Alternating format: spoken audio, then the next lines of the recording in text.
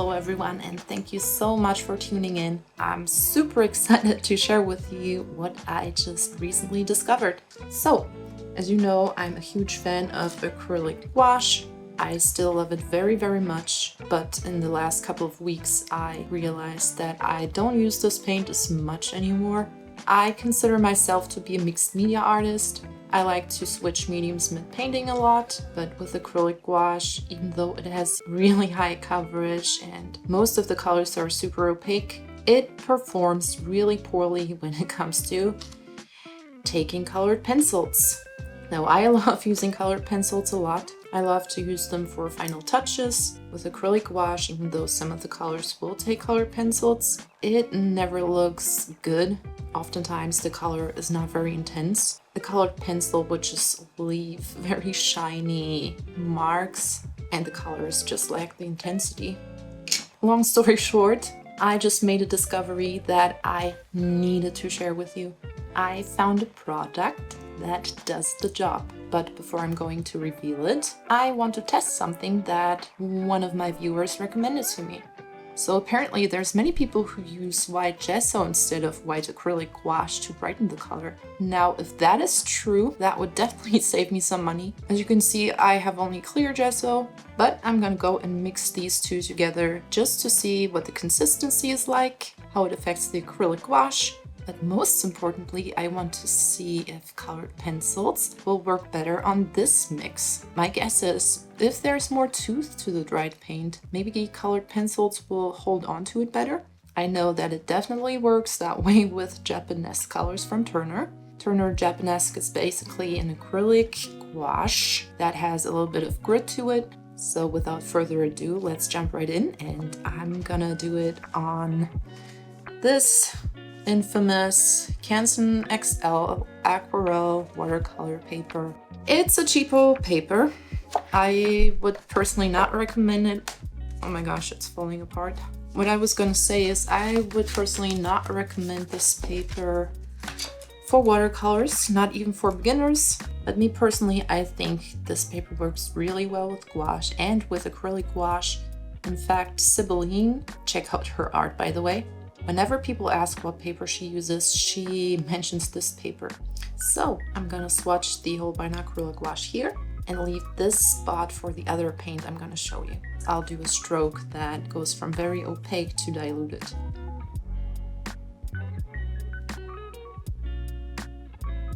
I'm gonna apply it very generously and then have the paint fade out. Actually, let's make a wider stroke so I have more space to test the colored pencils on it. Nice and thick. By the way, I love these brushes. They are the Princeton Select and they're so awesome for gouache and acrylics. And I just hope that the brand will do something about this issue because I have it with every brush. I'm never leaving my brushes in the water and it's still happening. By the way, let me know in the comments if you think that acrylic gouache is overhyped. What I read every now and then is people saying that it's basically just a matte acrylic and the term acrylic gouache is just for marketing. It's probably because acrylics have a not so good reputation amongst some people. At least that's something I have noticed. Whenever people share the medium they dislike the most, so many times people say it's acrylics for them. Let me know what you think about it. Alright guys, the paint is dry, but before we continue with the colored pencils, I want to do the gesso test. I'm gonna pour some in here, and I think I want to do it with this color here. The small blue, that's enough. I don't want to waste too much. This is how much I have on my brush. Let's just mix it in. People always say you are not supposed to use your brush for mixing, but I'm too lazy. So first stroke we're gonna put here. Now let's have some more. Let's just gradually add some gesso. Again, this is clear gesso. It might brighten the acrylic gouache a bit, but to make a really good judgment we gotta wait for the paint to dry. So I can already tell it's much grainier. Actually, it still looks pretty opaque to me. I want to do something, guys. Actually, let's take a micron pen. I'm gonna put the brush into my mouth so I can use both my hands. All right, let's take this Gesso-Mix. It seems to cover it pretty nicely. Okay, I don't know if you can see it, but now I'm starting to see the black shadow from underneath. And lastly, we will do a thinner wash. The Gesso Acrylic Gouache mix is still drying, but what I can tell that stood really out to me was basically the clear gesso worked as a sort of paint extender. Is that even a word? I put only a little bitty of the acrylic gouache into my palette, but as soon as I added gesso to it, it seemed like I at least tripled the amount of paint. I can't wait to check out the consistency when it's dry and also how well it works with colored pencils. Speaking of which, now is the time for the big paint reveal. So, the miraculous paint I discovered is this baby. Now, this is the so-called Flashe paint, which is not an acrylic gouache, it's not an acrylic, it's a so-called vinyl paint. And like I said, I discovered this paint by accident. For those of you who watched my big art supply haul, you saw how I embarrassed myself, because when I got this in the art supply store, I was convinced that this is a jar of white gouache. Not even acrylic gouache, just white regular gouache. And that's because it was in the gouache shelf. And then over time I experimented with this paint a lot. I started to use this white instead of this acrylic gouache titanium white. I basically haven't been using this here ever since. Now, what is vinyl paint? Now, I gotta admit, I'm not very good with chemistry or ingredients, but basically this is like a matte acrylic, except that it's vinyl based. What it says is that it's extra fine, it doesn't reflect, it's high covering, matte intense, and multi-supports, whatever that means. When this dries, the appearance of it is just like acrylic gouache, guys. However, it feels different to the touch. It's just so difficult to describe. It feels a little rougher than acrylic gouache, but at the same time, it's so smooth. I know it sounds like a contradiction. It's just such a very unique feeling. It's very velvety and I love it. And just by accident, I discovered that this works so well with colored pencils. Honestly, the difference was such a shocker to me. You gotta see it. Flashe vinyl paints comes in both jars and tubes. I did some research online and it is said that most of their paints have excellent light fastness except for a few colors, and I assume it's just their fluorescent colors that don't work that well. Now, this selection of colors is not a coincidence, because after I made my big discovery, I know I said I will not buy any paints anymore, but I was just so curious, guys, so I got more paints. So I picked these colors because they look most similar to the other Flashe vinyl paints I got. By the way, I don't know if you can see this. It seems to be still drying. Yeah, it's still wet. This is awesome though, because I don't like how fast acrylic gouache dries, and if that extends the drying times, that would be amazing, guys. Alright guys, I don't want to let you wait any longer. Let's swatch these babies.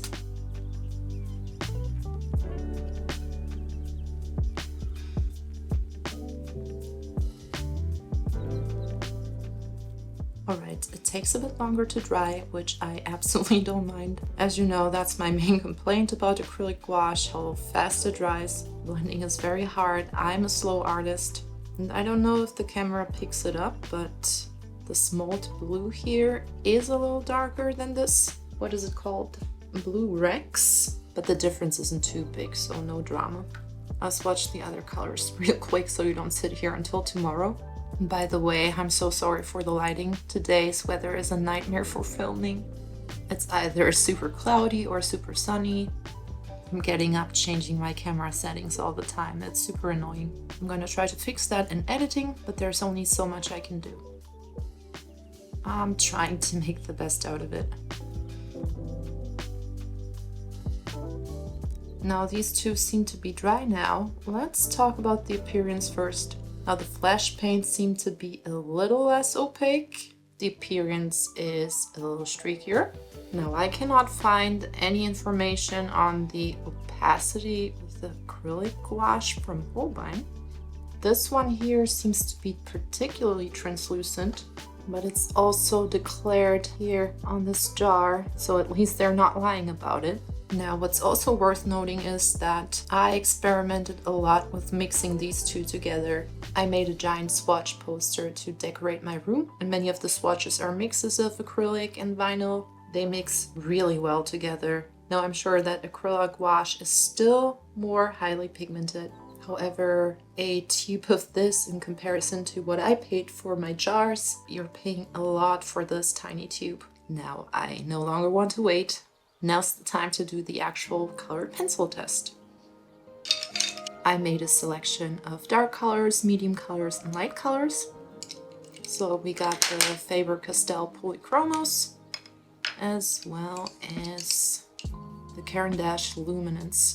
I tried to find the most similar colors in both brands, and I'm just doing it to see if there's a difference. Alright guys, let's start with Prussian blue and Prussian blue.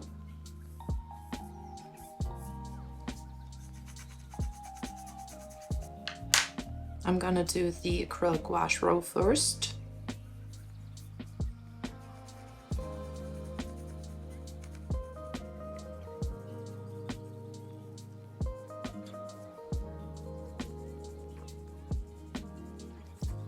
So this is the dark Flashe, barely visible. Polychromos doesn't work as well as the Caran D'Ache.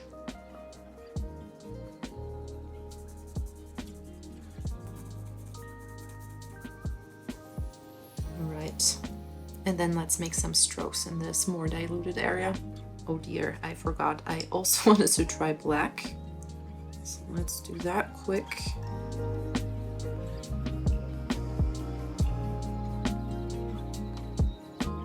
The Caran D'Ache works way better. Now I gotta hurry up a bit before it gets dark.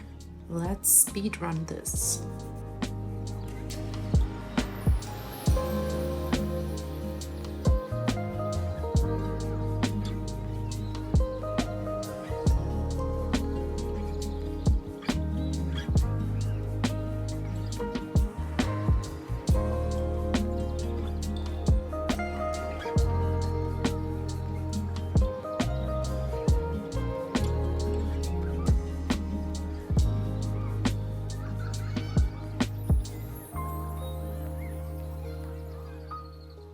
Now let's move on to the Flashe paints. I must admit I'm a little scared because if the difference isn't noticeable on camera, then the video is basically for nothing.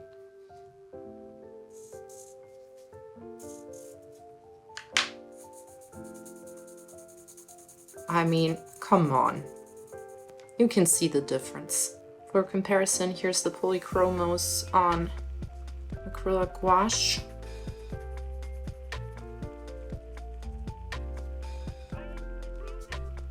And here it is on the vinyl. Guys, it goes on so easily. Here I had to press so hard. Let's try the lighter colors. Guys, oh my god. Let's do it again over here.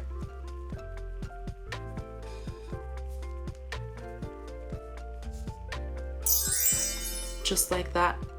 I still can't fathom how amazing this is. I don't know what it is with this paint, but I bet you can layer it.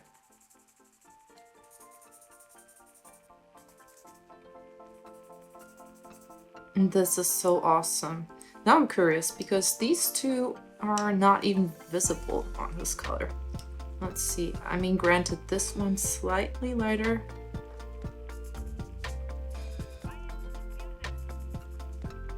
I mean, definitely noticeable. Can't see that big of a difference here though. Go with the pencil over here. Again, you gotta work really hard. I very much dislike the streakiness. Here you can tell that it is yellow. Here the color just turns gray and muddy. And the Polychromos isn't even visible. Actually, I did the swatches here, these two streaks here. Okay, again, this color is darker, so we gotta be fair, but I still think it's pretty clear that Flashe is the winner here. And also, this color here is more true to its original color. Here it's less strong and melts more with the background color. Maybe that's exactly what you want. I prefer what you see is what you get. The sun is disappearing, guys, so I really gotta hurry because I also wanted to test the pencils on the Acryla Gesso-Mix. Alright guys, the daylight is pretty much gone. I'm gonna tilt the paper a bit so maybe you can see the sheen. Very, very much noticeable on this side and over here.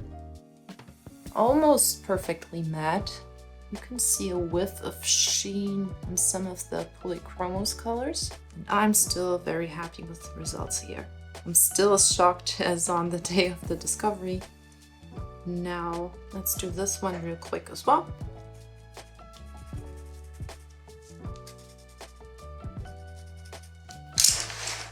Okay, so basically what I'm doing right now is I'm sharpening my pencils. That was not the idea behind it. The more gesso is in it, the more visible the colors get. I don't think I will use this in my work. If the paper is gessoed, then so be it. For my liking, it's way too coarse. It really does feel like sandpaper. My colored pencils are on the pricier side, and if you use this technique, you will run out of them in no time. I mean, now that I'm seeing this, it is quite impressive how light this yellow is, though I'm really happy with this result as well. Now I'm thinking, potentially, if I had an area in my painting that I wanted to be lighter, what I could do is just gesso that area very lightly, and there you go. Now, what is the point of this video? For those of you who have acrylic gouache, or any acrylic gouache, doesn't need to be Holbein brand. If you use colored pencils in your work a lot, you could do the same I did, and that is to just get yourself Flashe paints in white and mix it with your acrylic gouache. Or if you have a couple of colors that are your go-to colors, for me it's usually light blue and all kinds of roses and pinks. You could use those, or you could accumulate a small selection of primary and secondary colors. Alright guys, thank you so much for your patience. For those of you who are still watching, you're the elite. My question to you today is, do you think that I'm overhyping this discovery or that it's actually pretty awesome?